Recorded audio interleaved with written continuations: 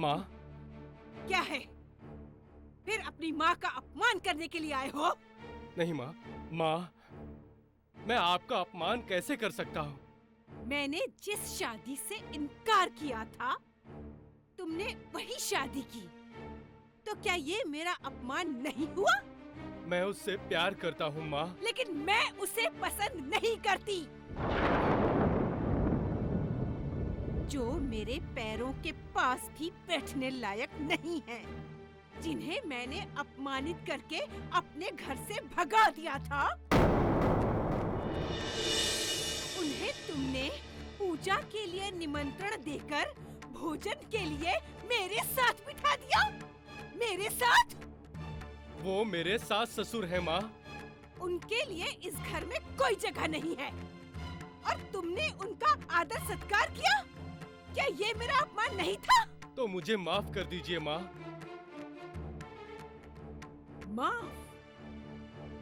माफ तो मैं तुम्हें तब करूंगी जब तुम उस लड़की को इस घर से बाहर निकाल दोगे।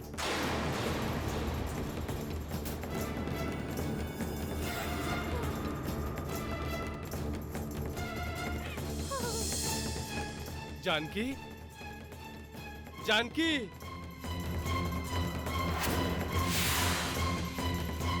अगर रघुराम ने उस मनहूस जानकी को उसके मायके वापस नहीं भेजा, तो मैं रघुराम के साथ सारे संबंध तोड़ लूंगी।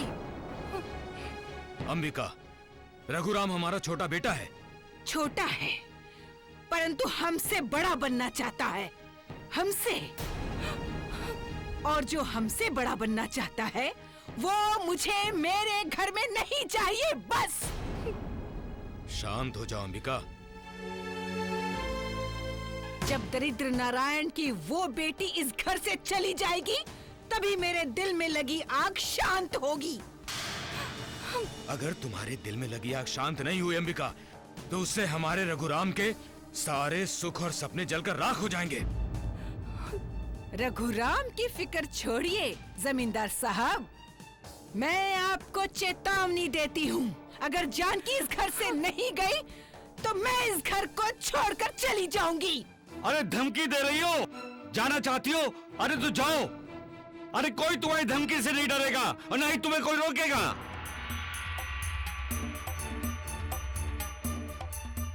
अरे इसी व्यवहार के कारण तुम्हारे मायके के दरवाजे तुम्हारे लिए बंद हो चुके हैं। उस दरवाजे पर जाकर चाहे जितने भी दस्तक दो, न तुम्हारा भाई दरवाजा खोलेगा, न तुम्हारी भाभी दरवाजा खोलेगी। अरे अक्लमंदी इसी में है कि अपनी ससुराल, अपना घर संभालो। अपने अहंकार को दांव पर मत लगाओ। पिताजी, चाय लीजिए।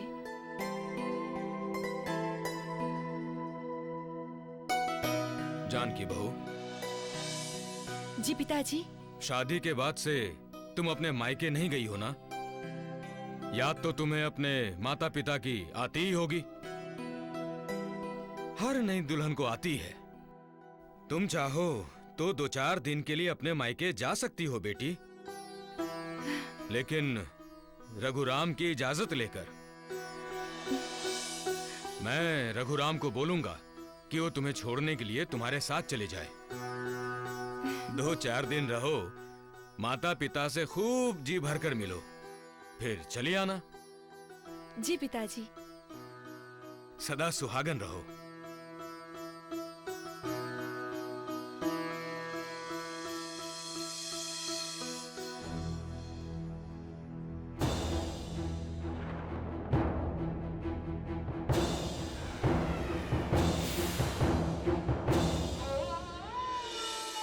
मालिक, कैसा कैसा इंसान बनाया है तुमने। इतना भोला कि प्यार के 2 शब्द बोल दिए तो पिघल जाता है। अपनी तरह दूसरों को भी अच्छा और सच्चा मानता है। उसे कौन समझाएगा कि जो उसे दुख दर्द देता है वही तो उसके आंसू पोंछने का नाटक करता है। ये कब जान पाएगा कि तसल्ली देने के बहाने जो हाथ पीठ पर फेरा जाता है, वही हाथ उसकी पीठ में छुरा भोंकता है। मुझे डर लगता है मालिक, जब किसी निष्पाप के दिल को ठेस पहुंचती है तब उसका भविष्य, उसकी दुनिया ध्वस्त हो जाती है। फिर उसका विश्वास पर भी विश्वास नहीं रहता। फिर वो मानने लगता है कि उस दुनिया में मालिक है ही नहीं। ऐसे हालात क्यों पैदा करते हो तुम? क्या मिलता है तुम्हें मालिक? क्यों इतनी कठोर परीक्षा लेते हो? एक तुम ही हो जो इन सारे सवालों के जवाब दे सकते हो। एक तुम ही हो जो इंसान की डगमगाने वाली कश्ती को संभाल कर किनारे लगा सकते हो। दया करो मालिक, रहम करो, रहम करो मालिक, रहम करो। दीदी, क्या मैं अंदर आ जाऊं? आओ आओ ना, बैठो। बहुत खुश दिखाई दे रही हो। क्या बात है? कहीं कोई खुशखबरी तो नहीं? हमारे रघुराम जी कहीं पिता तो नहीं बनने वाले? अरे नहीं दीदी, ऐसी कोई बात नहीं है। फिर खुशी का कारण? पिताजी ने मुझे कुछ दिनों के लिए अपने मायके जाने की अनुमति दे दी है। अच्छा, तो माता पिता को देखने की और उनसे मिलने की खुशी छलक रही है चेहरे पर। दुनिया में कौन सी ऐसी लड़की होगी जो अपने माता पिता से मिलकर खुश नहीं होगी? यही खुशखबरी देने आई थी मैं आपको। अच्छा, तो अब मैं अपने कमरे में चलती हूँ। कहीं माँ जी ने देख लिया हम दोनों को एक साथ तो नाराज हो जाएंगी। हाँ।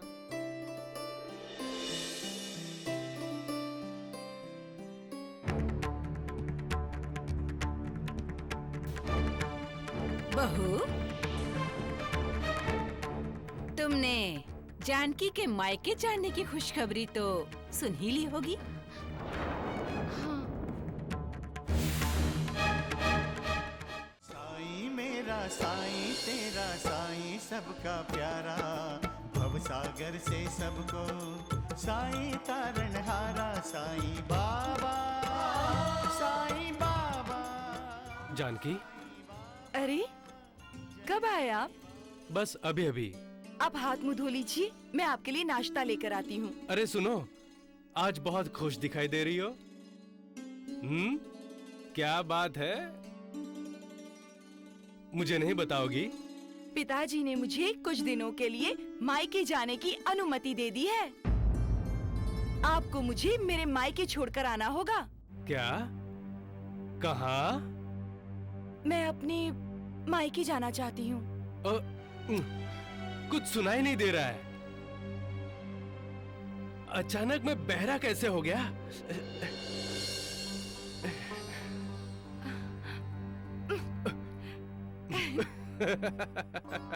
मैं तो डर गई। मैं भी तो डर गया हूँ। क्यों भला? अरे तुम मायके जो जाना चाहती हो। जानकी, मैं भी आऊँ तुम्हारे साथ वहाँ रहने के लिए?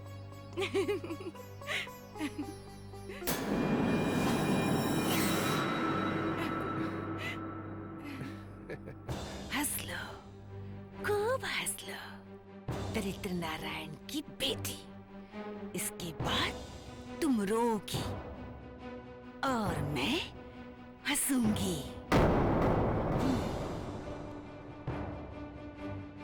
कौन रोएगा और कौन हंसेगा ये इंसान के कर्म तय करते हैं, इंसान नहीं। कर्म अच्छे होंगे तो वो हंसता है, मुस्कुराता है, खुश रहता है और दूसरों को भी खुश करने की कोशिश करता है। लेकिन जिस इंसान के कर्म बुरे होंगे वो हमेशा क्रोध में रहेगा, दूसरों से ईर्ष्या करेगा, नफरत करेगा। वो न खुद कभी खुश होगा न कभी दूसरों को खुश करने की कोशिश करेगा, क्योंकि दूसरों को खुश देखकर वो अंदर ही अंदर जलता जो रहता है। इसलिए दूसरों को रुलाने की कोशिश करोगे तो खुद भी रोगे, क्योंकि यही तो उसका दस्तूर है।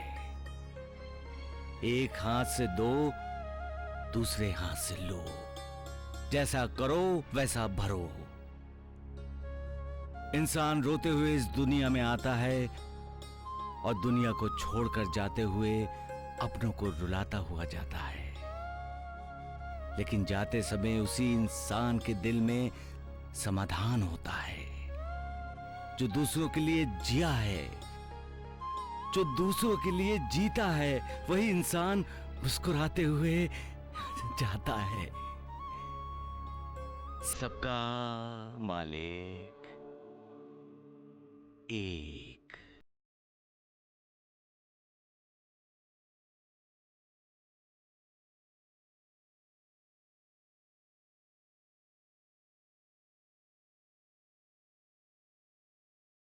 बैठे हैं आप, यहाँ आकर मेरी मदद कीजिए ना। क्यों? क्यों क्या? पत्नी हूँ मैं आपकी। पत्नी हो तो पति को छोड़कर क्यों जा रही हो? छोड़कर कहाँ जा रही हूँ? कुछ भी बोल देते हैं आप। माँ कहती हैं हमेशा शुभ बोलना चाहिए। 24 घंटे में एक बार हर किसी की जुबान पर सरस्वती आती है। और उस समय हम जो बोलते हैं वो सब कुछ सच हो जाता है। अरे वाह, मायके जाने का ये असर। गूंगी गुड़िया बोलने लगी।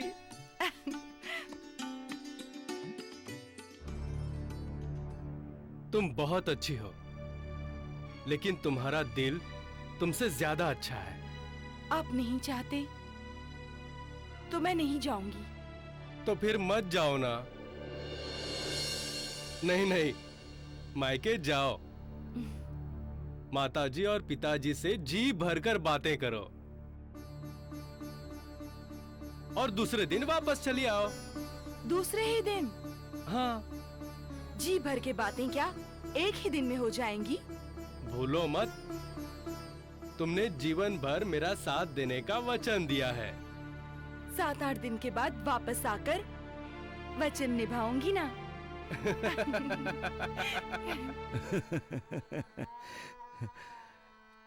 पति पत्नी तो जन्म जन्म के साथी होते हैं।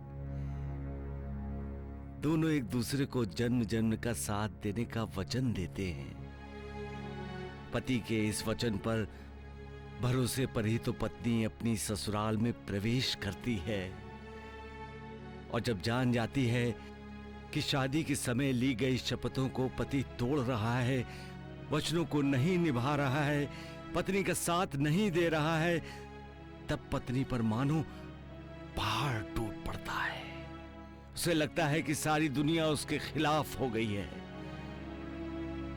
लेकिन यही पति जब अपनी हर शर्त पूरी करता है, अपना हर वचन निभाता है, पत्नी के हर दुख सुख में उसका साथ देता है, तब सारी दुनिया खिलाफ होने के बाद भी पत्नी का हौसला टूटता नहीं, उसका विश्वास डगमगाता नहीं। शादी के बाद अपना घर, अपना मायका छोड़कर पराये घर को अपना घर बनाने के लिए आई नई दुल्हन का ससुराल वालों को आदर करना चाहिए। उसे अपने परिवार का सदस्य बनाना चाहिए। उसके साथ बेटी जैसा व्यवहार करना चाहिए। उसे कभी यह एहसास ना हो कि वो पराई है। उसी तरह बहू को भी अपने ससुराल वालों का मान सम्मान करना चाहिए। तभी तो घर परिवार सुखी होता है, तभी तो हर कोई खुश रहता है। और जब हर कोई खुश होता है तो मालिक भी खुश होता है। सबका मालिक एक।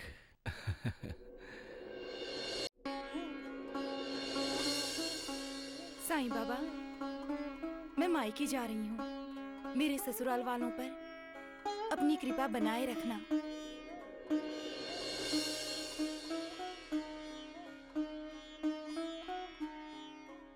तुम्हारे ससुराल वाले तो कभी तुम्हारे बारे में सोचते नहीं है।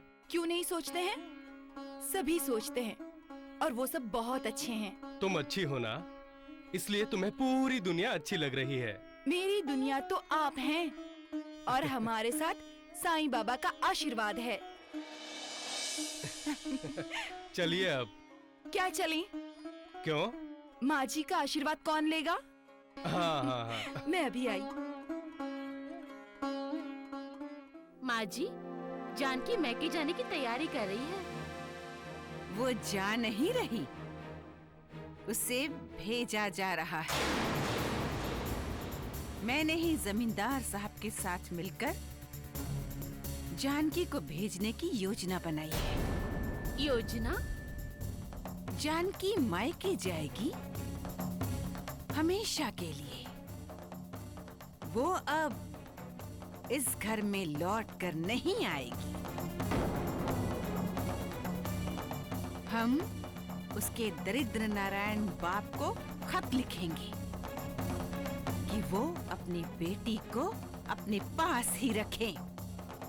उसे इस घर में वापस भेजने की जरूरत नहीं है। लेकिन देवर जी नहीं मानेंगे माँ जी। मानना पड़ेगा उसे।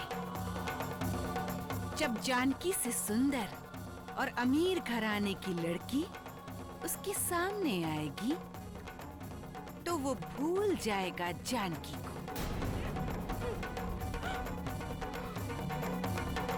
मर्द ऐसे ही होते हैं बहू। औरत के हाथों में सिर्फ पालने की डोरी नहीं होती, मर्द को लगाम लगाने के लिए उसके हाथों में लगाम भी होती है। अब तुम जाओ और उस दरिद्र नारायण की बेटी को जल्दी से इस घर से बाहर निकाल दो। अब मैं चैन की सांस लूंगी। अब उसका मनहूस चेहरा रोज देखने को नहीं मिलेगा।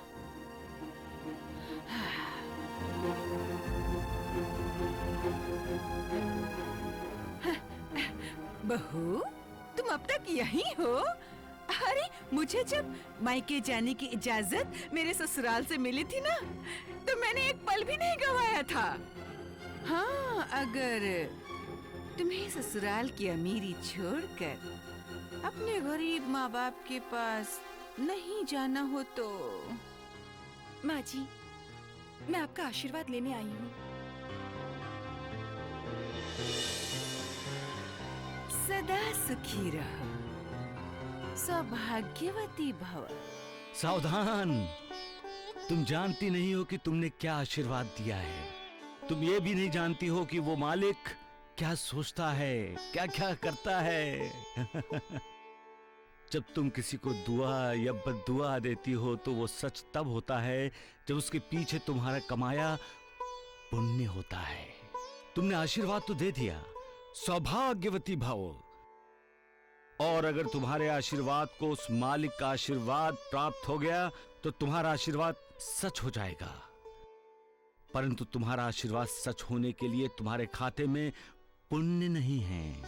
अगर तुम्हारे मुंह से निकला हुआ शब्द सच हुआ तो जिस बहू का तुम तिरस्कार करती हो वो सदा सुखी होगी, सौभाग्यवती होगी। ये याद रखना, और ये भी याद रखना कि इंसान चाहे कुछ भी चाहे, होता वही है वो मालिक जो चाहता है।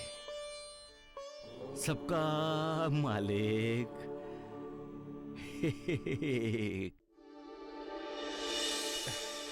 मिल गए आशीर्वाद। चलो अब निकलते हैं।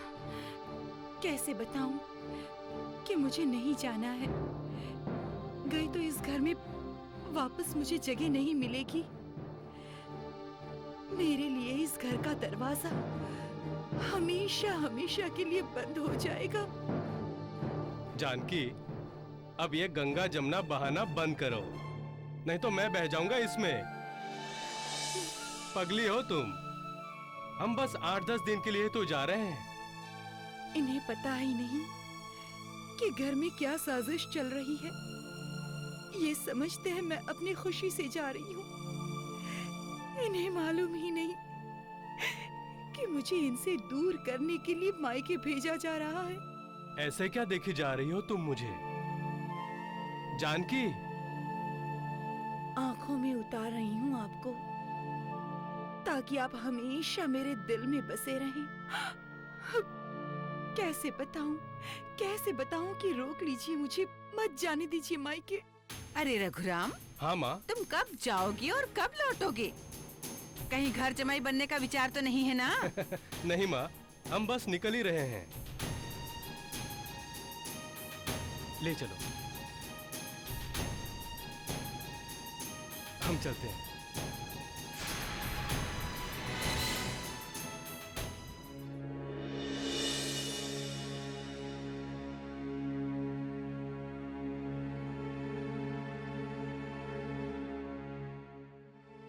भाभी, खुश रहो।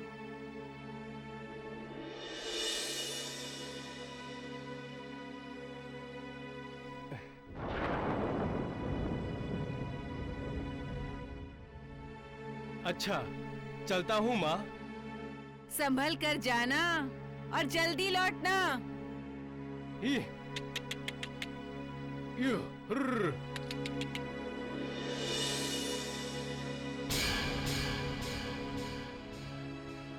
खुश मत हो खुश, और ना ही इसे अपनी जीत समझ।